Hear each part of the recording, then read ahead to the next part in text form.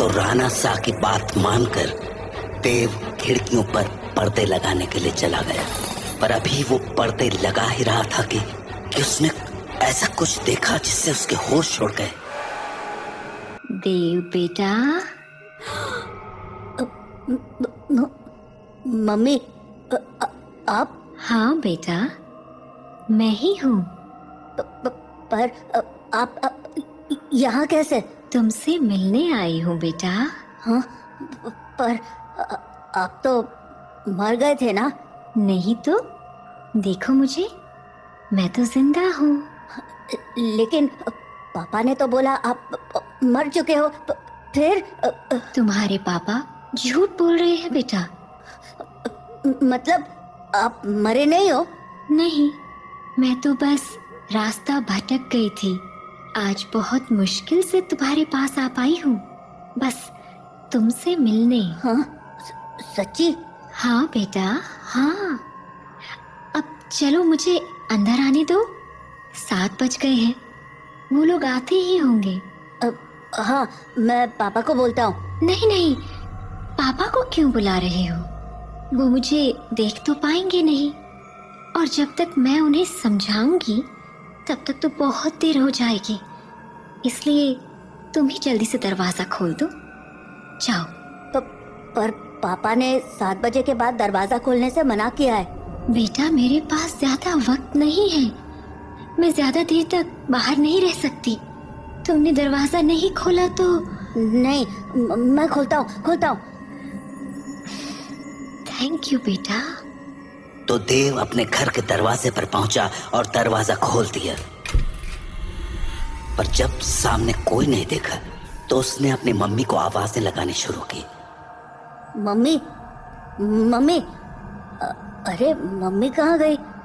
Mummy, कहाँ हो? जल्दी आओ ना। देव! पापा, तुमने दरवाजा क्यों खोला है? देव बेटा। मम्मी। देव मम्मी को अपनी ओर आते देख ही रहा था कि तभी राणा सा ने एकदम से लाइट्स बंद कर दी, और लाइट के अचानक बंद होते ही देव पीछे पलटा तो उसके सामने अंधेरे में राणा सा खड़े थे, जो देव को चुप रहने का इशारा कर रहे थे। देव बेटा, अरे कहाँ चले गए तुम? देखो, मैं आ गई। मम्मी से नहीं मिलोगे? देव, देव।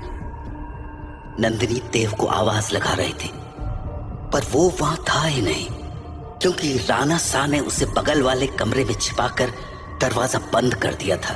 पापा, बाहर मम्मी थी और... देव, शांत हो जाओ। मैंने कहा था ना, तुम्हारी मम्मी मर चुकी है। पर पापा, उन्होंने बोला वो जिंदा है। और देव बेटा, तुम अंदर हो ना? दरवाजा नहीं खोलोगे? तुम्हारी मम्मी आ गई। दरवाजा खोलो बेटा। पापा। कोई आवाज मत करो। लेकिन पापा, मुझे मम्मी से मिलना है। तुम्हें अगर सच में लगता है कि वो तुम्हारी मम्मी है तो उनसे कल सुबह मिल लेना, ठीक है? पर अभी के लिए शांत हो जाओ। राणा सा, ओ राणा सा, अरे मिलने दो ना मुझे देव से। कब तक झूठ बोलोगे उससे कि मैं मर चुकी हूँ? राणा सा, आप सुन रहे हो ना? पापा। बेटा, बिल्कुल भी ध्यान मत दो और आंख बंद करके सो जाओ। पर पापा, मम्मी ये क्या बोल रही है? शांत रहो देव, कल सुबह मैं तुम्हें सब समझा दूंगा। पर अभी के लिए चुपचाप आंखें बंद करो और सो जाओ। तो देव अपने पापा के कंधे पर सर रखकर सो गया।